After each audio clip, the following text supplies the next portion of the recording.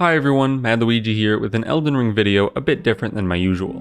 In case you missed it, there's been some discussion going on surrounding Elden Ring and the Game Awards. Elden Ring has been nominated for quite a few awards, including Best Narrative, which has caused a bit of fallout from people incredulous about the nomination, saying Elden Ring has no story or one much worse than other nominees like God of War Ragnarok. Then there are others incredulous at those people, saying Elden Ring has a great unique narrative that just isn't spoon-fed to the player.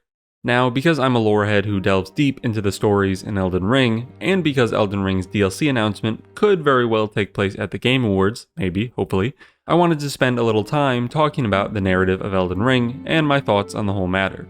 As we get started, feel free to subscribe if you aren't already, as that oddly includes most of you who are returning viewers. And with that, enjoy. And before we get into the thick of it, it seems to me that this discussion is just a symptom of a larger conversation, basically the Game of the Year battle between Elden Ring and God of War. They both came out this year, so unfortunately they get compared, even though they are very different games. On the one hand, God of War is a generally linear action-adventure game with a straightforward narrative featuring a father figure often protecting his son. It also has a set small number of weapons that you upgrade skills for. On the other hand, Elden Ring is not any of that, but funnily enough, that description fits like a glove onto From Software's previous action game, Sekiro. Literally everything I said, from weapon skills to narrative, applies to Sekiro, making it a much better game to talk about in conversation with God of War. But that's not how we do things as a society, so let's get into Elden Ring versus God of War and see what's missing from the narrative discourse. To start, I think I'm in a good position to make this video. For one, I obviously have a pedigree of investment and appreciation of From Software's approach to storytelling. I have a Dark Souls 3 video all about how the placement of just one item tells a story and provides context for the area and the world. A really good piece of environmental storytelling that From Software is really big on in their narrative approach.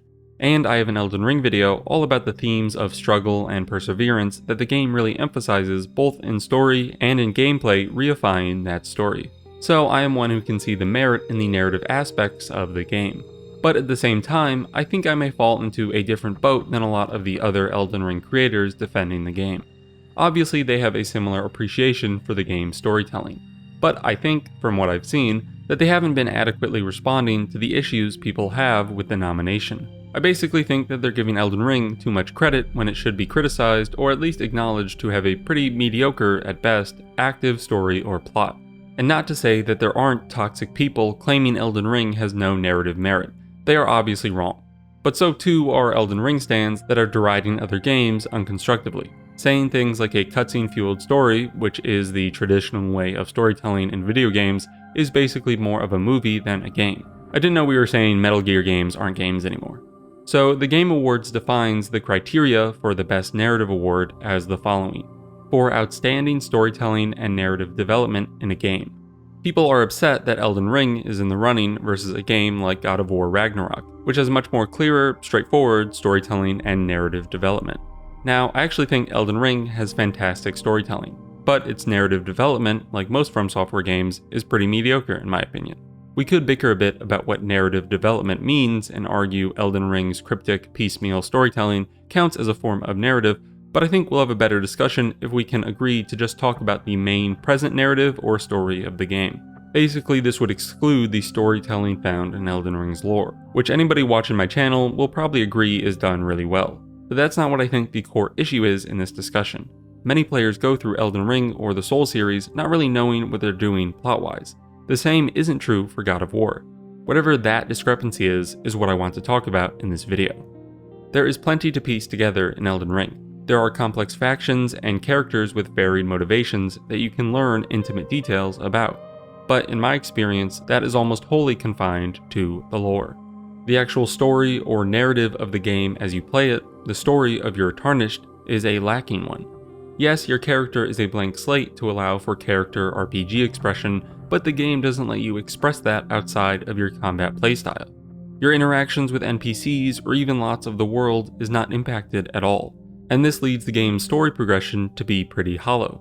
You are simply that which kills the big bads and maybe occasionally helps out an NPC with their one quest. Compare this to another blank slate RPG IP, the Fallout series, where you have the same blank slate, but your RPG investments and choices impact your relationships with NPCs, the kind of person you are, and how you can traverse the world. The story elements are adaptive to your role-playing, and there are still substantive narrative developments.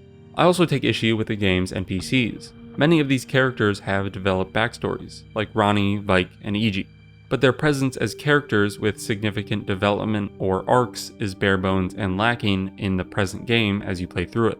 Like, what is the character development of Ronnie through the game? Or even Melina? Do they change that much throughout the story, from beginning to end? Do you see their progression? Melina and even Torrent would have been great cases to have been more involved and had more progression as characters, since they are always by our sides. We could see them grow and change and develop as we grow through the world. There is a tiny bit of this with Melina disappearing and coming back and talking about her newfound resolve, but that basically just puts her in the same position as she was at the start of the game. Yes, there is some lore contextual development, but the actual experience of the character in the story is basically the same. That progression for either of them and a lot of the rest of the cast simply isn't there. And yeah, there are some cases of change, like with Bach or Roderica, but these again are just not that much. Bach's progression and complexity as a character pale in comparison to a lot of the characters in God of War, like Freya's. Most of the main characters in God of War feel much more deeply developed by the game than those in Elden Ring. And that really isn't that surprising when there's a lot more time spent with them and they have a lot more instances of dialogue. There's Roderica, who is a reference to Farnese in Berserk, but Farnese has a hugely more developed character arc. Sure, Berserk's a decades-old manga, but I'm just trying to make the point that if we judge the narrative of Elden Ring fairly, not handicapping it at all because it's just a video game, holding it to the same standard as we would any other work of art, I think the active narrative of Elden Ring is lacking. The game world, as I play through it, that's the important part, does not have very complex developing characters, nor a very compelling plot. Like, Hayata has a cool story and quest, but it really just isn't that developed. There isn't enough there, or time spent with her, or interactions, or dialogue, or actions on her part that make for a developed character like we see in any other kind of medium. If we saw Hayata's story in another medium, I don't think she would come across as a very developed or interesting character because there isn't enough there. I think that's the case for a lot of people, myself often included, for Elden Ring. Now, of course, the game does have some narrative beats. You find your Maiden dead, you team up with Melina, you get to the Erd Tree, get rejected, burn it all down, and defeat the boss gauntlet at the end. But these don't feel like a fleshed out story or journey for the player. There isn't a ton of narrative development going on throughout. Now, this is obviously kind of the point with the style of game FromSoft is making. Insert quote everybody's heard about Miyazaki reading English novels as a kid and not understanding part of it, and wanting to make us feel the same way playing these games. Sekiro did not have these same story issues to such a degree, but it also had a lack of the kind of lore so many people, myself included, really love in Elden Ring and other similar titles. Overall, I don't think this design approach is worse, though I do think the game would benefit from a stronger, more developed story and more dynamic characters. After all, those novels Miyazaki read had fully developed stories and characters. We always come to the characters and bosses in these games almost as relics. We read of their past accomplishments and feats, but the story almost always feels basically over by the time we arrive. Again, I get that this is partially the point, but a little bit of leaning into allowing the player to be more a part of that story just sometimes would be something I would find enjoyable. Basically, if we the players are like Miyazaki reading those English novels, give us just a little bit better understanding of the language. Instead of being an A1 or an A2 speaker, maybe sometimes let us be a B1 or a B2 speaker. I don't want Elden Ring or future From Software titles to be just like other mainstream releases, with all the plainly straightforward narratives. I appreciate the difference in difficulty, storytelling approach, and overall game experience. But at the same time, that doesn't mean I have to avoid all criticism, especially of something that might seem core to that approach. I think Elden Ring's story is pretty lackluster, but I don't think that it has to be to keep most or even all of the core features that demarcate the game as a special experience. It's easy to say that the game has a problem with boss reuse, but it's harder to genuinely say it has a problem with narrative, especially because there are so many others saying that who simply don't enjoy the overall game philosophy and are just using this as an excuse to attack the game.